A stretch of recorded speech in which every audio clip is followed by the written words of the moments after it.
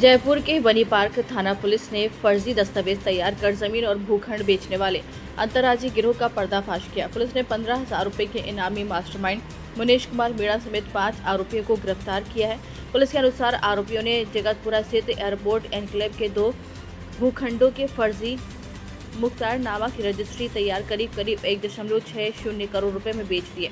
जांच में सामने आया कि असली मालिकों की जगह फर्जी लोगों को रजिस्ट्री कार्यालय में पेश कर दस्तावेज तैयार कराए गए और फर्जी गवाह भी खड़े कर दिए गए। तकनीकी विश्लेषण और लगातार कार्रवाई के बाद पुलिस ने गिरोह के मुख्य आरोपियों को अलग अलग स्थानों से गिरफ्तार कर लिया है। मास्टरमाइंड मुनेश मीणा के खिलाफ राजस्थान और हरियाणा में धोखाधड़ी, जालसाजी और फर्जी दस्तावेजों से जुड़े कई मामले पहले से दर्ज हैं।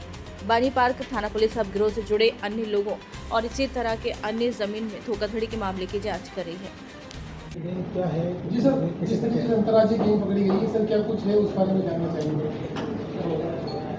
श्रीमान सीपी साहब के निर्देशन में जयपुर कमिश्नरेट में जो भूमाफिया हैं उनके विरुद्ध जो कार्रवाई चल रही है उसको आगे बढ़ाते हुए हमारे पास ये एक FIR 23 जून 2025 को परिवादी श्री सुनील खंडेलवाल ने दर्ज करवाया था कि उनके और उनकी पत्नी के नाम पर आवासीय योजना एयरपोर्ट एनक्लेव टीला जगतपुरा में भूखंड D32 और D33 जो इन्होंने क्रय किए थे, JDA से पट्टा पा लिया था और उसका पंजीकरण भी करवा दिया गया था। उस पर कोई अशोक गुप्ता नाम का व्यक्ति, अजय गुप्ता नाम का व्यक्ति बाउंड्री वॉल करवाना पाया गया। जब इनको इसकी सूचना प्राप्त हुई तो उन्हें पता चला कि किसी ऋषिकेश मीना नामक व्यक्ति से अजय गुप्ता ने ये क्रय किया है। चूँकि इनका पट्टा सही था तो उन्होंने इस चीज़ को देखते हुए मुकदमा दर्ज करवाया। इस पूरे मुकदमे की जो तफ्तीश थी उसमें हमारे सामने जो तथ्य आए वो ये आया कि एक गैंग जो भूमाफिया कह सकते हैं वो इस तरह का गिरोह चलाती है कि जो क्रय किए गए ज़मीन के पट्टे हैं उसके फर्जी दस्तावेज बनाकर, नकली मुख्तियार आम बनाकर उनके सामने जो असली व्यक्ति हैं उनके जगह पर किसी दूसरे व्यक्ति को खड़ा करके मुख्तियार आम रजिस्टर करवाया गया।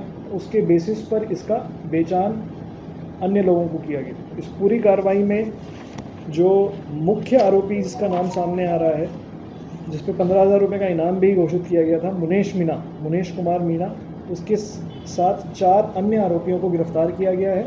इनकी जो तरीका वारदात थी उसमें ये क्या करते थे, फर्जी मालिक बनकर फर्जी मुख्तियारनामा आम तैयार कर लेते थे और उस पावर ऑफ अटॉर्नी के बेसिस पर ये बेचाननामा तैयार किया करते थे, जहाँ पर जो मूल उसका पट्टे का धारक होता था उसके जगह किसी दूसरे व्यक्ति को, जैसे कोई मान लीजिए अनीता नाम के व्यक्ति के नाम पे पट्टा है, उसके नाम पे कोई दूसरा व्यक्ति अनीता बन के खड़ा हो जाता है और वो रजिस्ट्री करवाता है।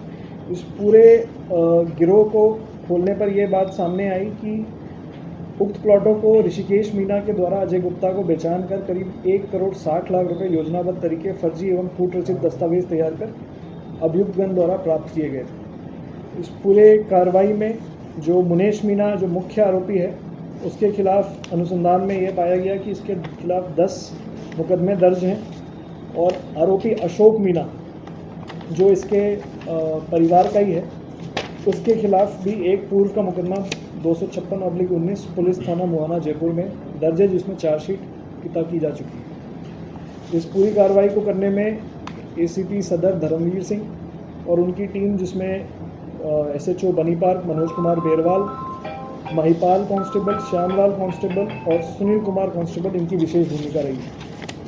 इसी तरीके से हम आपको ये बताएं, कहाँ का मामला, बनी पार्क का मामला?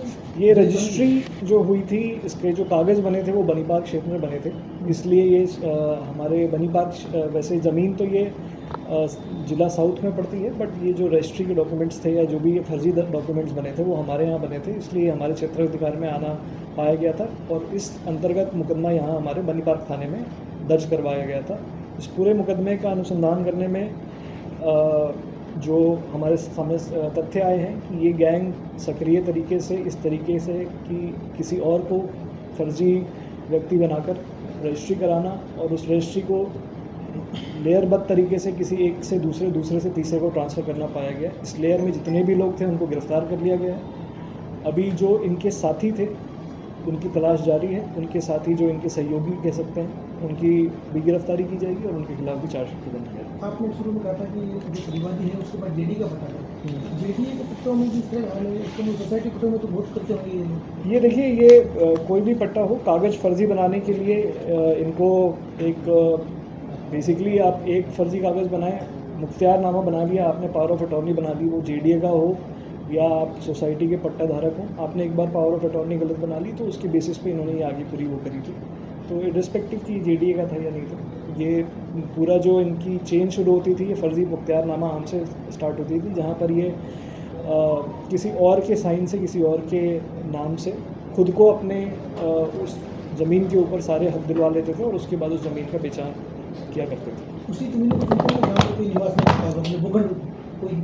जी बिल्कुल, जो ज़मीनें खाली पड़ी रहती हैं उस पे इनके टारगेट्स ज़्यादा रहते हैं। इनको ये लगता है कि यहाँ पर किसी का कोई आवाजाही नहीं है, तो इस ज़मीन को जल्दी से जल्दी हम मतलब एक तरीके से फ़र्ज़ी तरीके से खरीद बेचान करके इनके रिकॉर्ड्स चेंज कर सकते हैं। रिकॉर्ड्स चेंज करने के बाद पोजीशन चेंज करवा सकते हैं। पोजीशन चेंज होने के बाद पुलिस के लिए भी समस्या आती है और फिर उसमें डिस्पोजिशन की कार्रवाई करवानी पड़ती है। तो इसलिए इनकी फ़ोकस वो ज़मीन पे ज़्यादा रहते थे जो काफ़ी समय से खाली पड़े। जिनकी